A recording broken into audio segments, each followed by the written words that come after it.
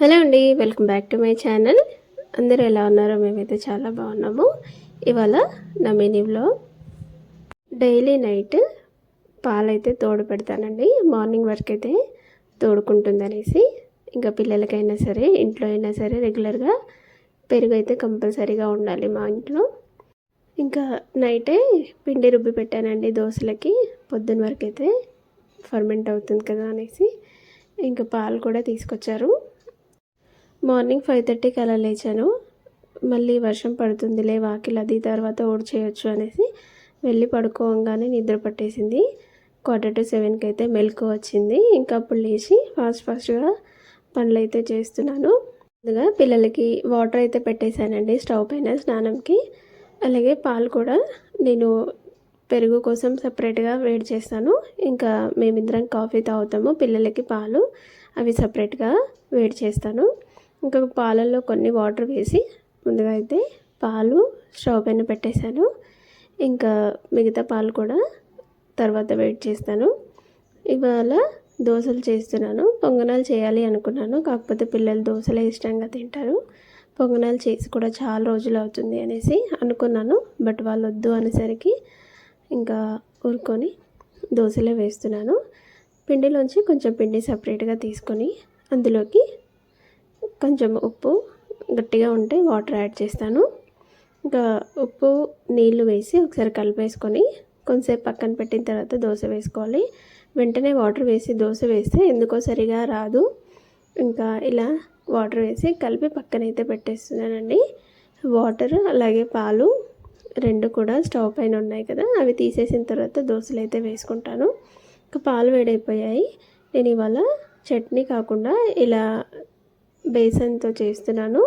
ఇది మనం బొంబాయి చట్నీ అంటాం కదా, అలా చేస్తున్నాను. ఇది కూడా చాలా సింపుల్ అండి, ఎక్కువ టైం పట్టదు. టేస్ట్ కూడా చాలా బాగుంటుంది. పిండిని కొద్దిగా వాటర్ వేసి ఇలా కలిపి పెట్టుకోవాలి. ఇంకా నేను పాలు పెట్టగానే స్టవ్ అయితే ఆఫ్ అయిపోయింది. ఇంకా మా వారితో తిట్లు తిన్నాను. ఆల్రెడీ తను చెప్పారు గ్యాస్ బుక్ చేస్తాను అంటే, నేనే వద్దులే అది పెట్టి 1 మంత్ కూడా అవ్వలేదు అని చెప్పాను. ఇంకా పక్కన అత్తయ్య రూమ్లోకి అయితే అన్నీ తీసుకెళ్ళి అక్కడైతే చేసేసాను. ఇలా ఒక్కోసారి అవుతూ ఉంటుంది. ఎక్స్ట్రా సిలిండర్ ఉన్నా కూడా నేను వద్దు అని చెప్పాను. ఎందుకన్నానో నాకు కూడా తెలియదు. ఇంకా అత్తయ్య రూమ్లోకి వెళ్ళేసి ఫాస్ట్గా చేశాను. ఇదే హడావిడి ఇవాళ. నాకు అసలు చాలా చిరాకు వచ్చింది. తను అరుస్తున్నారు పైనుంచి. నాకు లేట్ అవుతుందని టెన్షను. ఆ రూమ్లోంచి ఈ రూమ్లోకి, ఈ రూమ్లోంచి ఆ రూమ్లోకి వెళ్ళేసరికి సరిపోయింది. ఈ రెసిపీ అయితే కొంచెం మనం శనగపిండి తీసుకొని వాటర్లో కలిపేసుకోవాలండి. అందులోకి సన్నగా కట్ చేసుకోవాలి ఆనియన్స్, పచ్చిమిర్చి, కరివేపాకు అవన్నీ కట్ చేసుకొని ఆయిల్లో వేసి వేగిన తర్వాత వాటర్ వేసుకొని అవి మసలే టైంలో మనం కలిపెట్టుకున్న శనగపిండి వేసేసి అందులో ఇంకొంచెం వాటర్ యాడ్ చేసి కొంచెం ఉడికించుకోవాలి.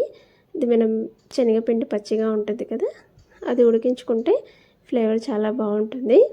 రెగ్యులర్గా చట్నీయే చేస్తున్నాను అనేసి ఇవాళ అలా చేశాను. ఇంకా మా ఇద్దరి మధ్యలో డిస్కషన్ గ్యాస్ కోసమే అటు ఇటు తిరుగుతూ చేశాను అనేసి. ముందే చెప్పాను కదా నేను బుక్ చేస్తాను అంటే వద్దు అన్నామనేసి మా వారు కూడా అంటున్నారు.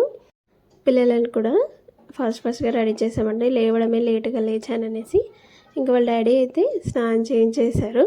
గ్యాస్ పైన వాటర్ పెట్టాను కాబట్టి అవి వేడయిన తర్వాతే గ్యాస్ అయిపోయింది.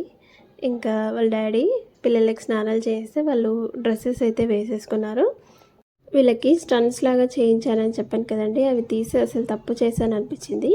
ఇంకా ఆర్టిఫిషియల్గా పెడితే నార్మల్గా కమ్మలు మనం షాప్లో కొనుక్కొచ్చినవి పెడితే చిన్న పాపకు అసలు పడట్లేదు. చెవు దగ్గర కొంచెం పుండులా కూడా అయింది. ఇంకా గోల్డ్ మళ్ళీ తీసుకోవాలి. అది చెవుకి దగ్గరగా అయిపోయిందని కట్ చేయించాను. ఇంకా బోనాల పండుగప్పుడు వాళ్ళు పెద్దవి గోల్డ్వి తీసుకున్నాం కదా, అవి పెట్టుకుంటామన్నారు, అందుకనేసి కట్ చేయించాను. బట్ చిన్న పాపకైతే చాలా ప్రాబ్లం అవుతుంది. ఇంకా వాళ్ళకి గోల్డ్లో ఏవైనా చేయించి ఇలా ఊడిపోకుండా తీసుకొని పెట్టించాలి. అది చూడాలి. షాప్ అతనికి కాల్ చేస్తే తను డిజైన్స్ పంపిస్తారు. మేము రెగ్యులర్గా వెళ్ళే షాపే.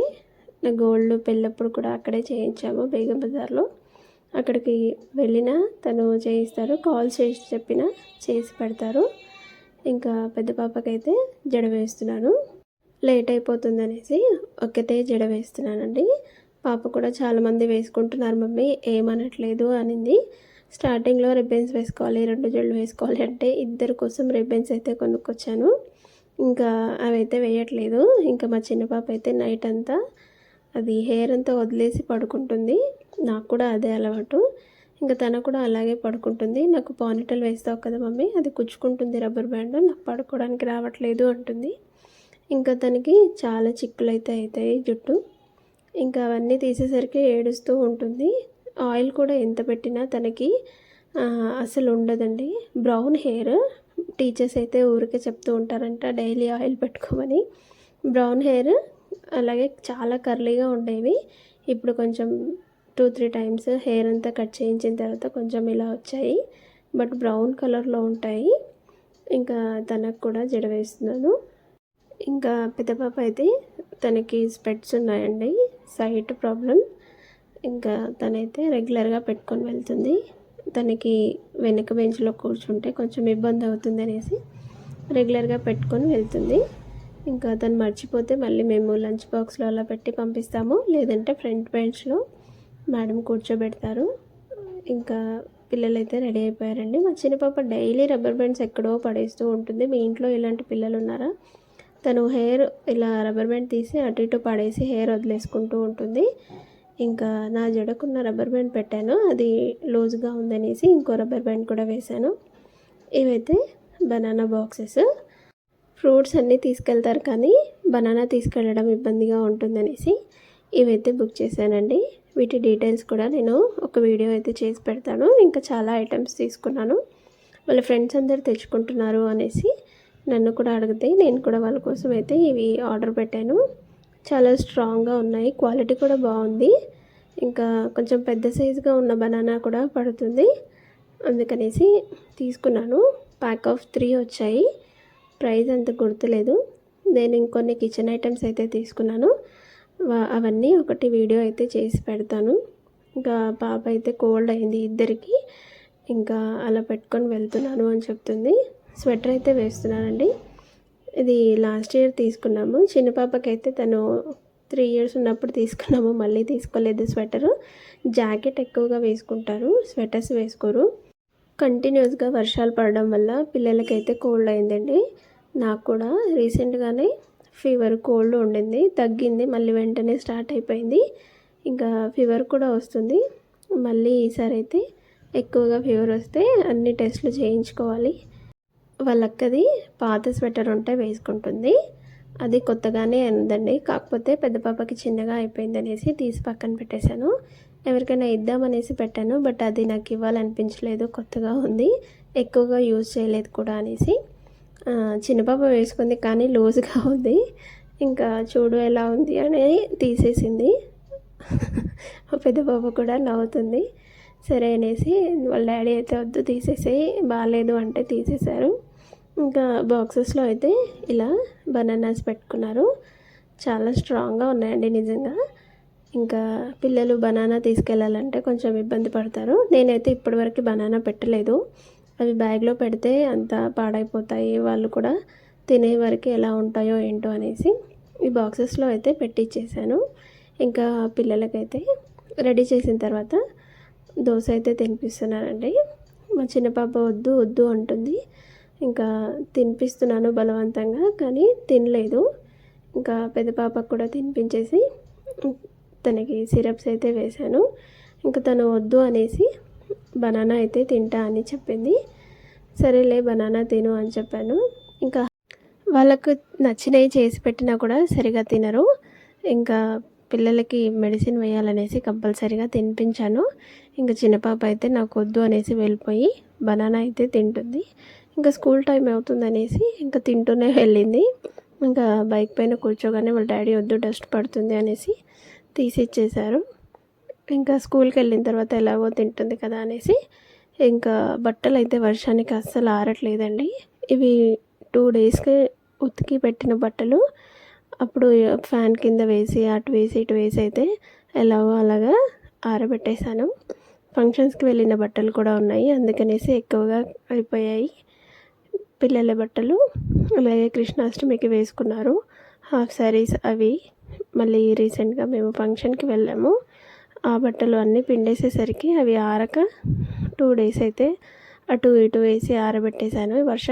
వర్షాకాలం వస్తేనే ఈ ప్రాబ్లం ఫేస్ చేయాలండి. చిరాకు వస్తుంది అసలు. బట్టలు ఆరినా కూడా స్మెల్ వస్తూ ఉంటాయి ఒక్కోసారి. ఇంకా టవల్స్ అయితే ఎవరి వాళ్ళకే ఉంటాయి సపరేట్గా. ఇంకా ఒక ఎక్స్ట్రా టవలే ఉంటుంది. అలా పిల్లలకి ముందు నుంచే సపరేట్గా టవల్స్ అయితే వాడడం అలవాటు చేశాము.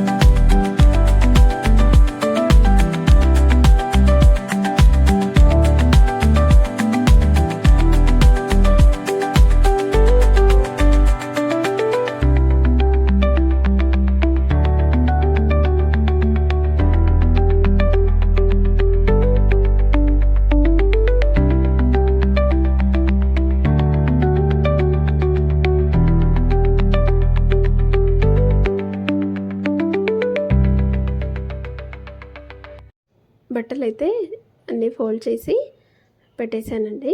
ఇంకా ఇల్లు అయితే ఊడ్చేస్తున్నాను. పిల్లలు పోయిన తర్వాత ఇదే పని ఉంటుంది కంటిన్యూస్గా. ఊడవడం, తుడవడం, కడగడం, వండడం, పెట్టడం. అసలు మధ్యాహ్నం టిఫిన్ పంపించేసిన తర్వాత నేను కూడా తిని కొంతసేపు అయితే కూర్చుంటానండి. 1-2 అవర్స్ అలా.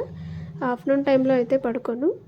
ఇంకా అలాగే ఉండి కూర్చొని మళ్ళీ వాళ్ళకి ఏమైనా స్నాక్స్ ప్రిపేర్ చేసి, వాళ్ళు 3:40కి స్కూల్ అయిపోతుంది, 4 వరకే వస్తారు. ఇంకా వాళ్ళు వచ్చిన తర్వాత వాళ్ళకి మళ్ళీ స్నాక్స్ పెట్టి ట్యూషన్ పంపించి మళ్ళీ నైట్ కోసం వంట చేసి ఇదే సరిపోతూ ఉంటుంది. ఇంకా ఇల్లంతా క్లీన్ చేసుకున్నాను. ఇంకా దోశలు కూడా వేసి తీసుకొచ్చానండి. ఈవినింగ్ వరకు అయితే సిలిండర్ వచ్చేసిందండి. బుక్ చేసిన రోజే ఈవినింగ్ వచ్చేసింది. ఇంకా టిఫిన్ చేసి కాఫీ అయితే తాగేశాను.